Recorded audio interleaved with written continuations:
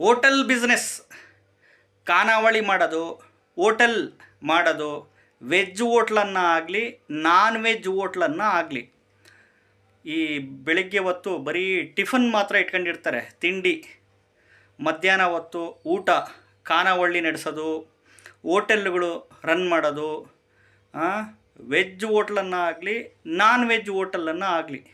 ಯಾವ ರಾಶಿಯವರಿಗೆ ಹೆಚ್ಚಾಗಿ ಆಗಿಬರುತ್ತೆ ಇದು ಅಂತಂದರೆ ಕರ್ಕಾಟಕ ರಾಶಿಯವರಿಗೆ, 2ನೇ ಲೆವೆಲ್ಲಲ್ಲಿ ವೃಶ್ಚಿಕ ರಾಶಿಯವರಿಗೆ, 3ನೇ ಲೆವೆಲ್ಲಲ್ಲಿ ಮಕರ ರಾಶಿಯವರಿಗೆ, 4ನೇದು ಮೀನ ರಾಶಿಯವರಿಗೆ, 5ನೇದು ಮೇಷರಾಶಿಯವರಿಗೆ, 6ನೇದು ಕುಂಭ ರಾಶಿಯವರಿಗೆ.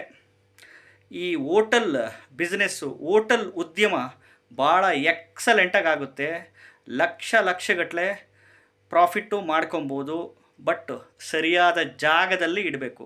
ಯಾವುದೇ ಹೋಟ್ಲುಗಳು ನೀವು ಮಾಡಿ ದಕ್ಷಿಣಕ್ಕೆ ಹೋಟ್ಲಿರಬೇಕು ಅಥವಾ ಪಶ್ಚಿಮಕ್ಕಿರಬೇಕು. ಪಶ್ಚಿಮ ಅಥವಾ ದಕ್ಷಿಣಕ್ಕೆ ಹೋಟೆಲ್ಲು ಇರೋವು ತುಂಬ ಫೇಮಸ್ ಆಗಿದ್ದಾವೆ, ಎಕ್ಸಲೆಂಟಾಗೆ ರನ್ ಆಗ್ತಿರ್ತವೆ. ನೋಡ್ಕೊಳ್ರಿ ಬೇಕಾದರೆ.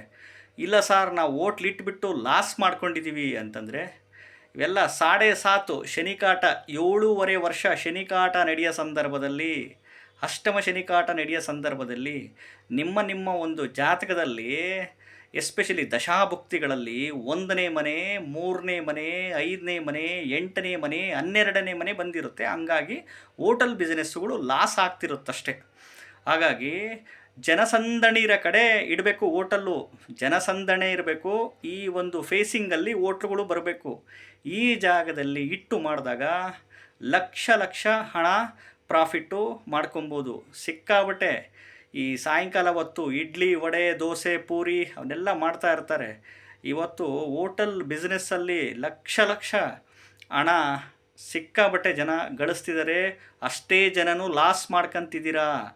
ಹೋಟೆಲ್ಲುಗಳೆಲ್ಲ ಇಟ್ಟು ಲಾಸ್ ಮಾಡ್ಕೊಂಡು ಬೀದಿಗೆ ಬಂದಿರೋರನ್ನು ನೋಡಿದ್ದೀವಿ ನಾವು.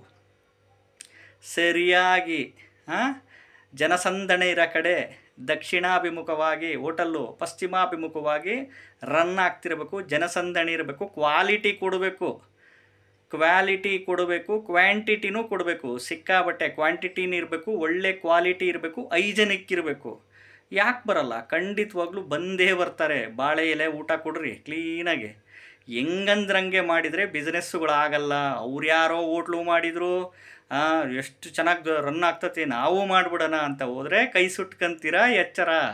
ಹೋಟೆಲ್ ಬಿಸ್ನೆಸ್ಸಲ್ಲಿ ಐಡಿಯಾ ಇರಬೇಕು, ಕ್ವಾಲಿಟಿ, ಕ್ವಾಂಟಿಟಿ, ಹೈಜಿನಿಕ್ ಇರಬೇಕು, ಮತ್ತು ಟೇಸ್ಟು ಚೆನ್ನಾಗಿ ಕೊಟ್ಟಿರಬೇಕು, ಮತ್ತು ರೇಟು ಕಡಿಮೆ ಇದ್ದರೆ ಎಕ್ಸಲೆಂಟಾಗೆ ರನ್ ಆಗುತ್ತೆ. ನಮಸ್ಕಾರ.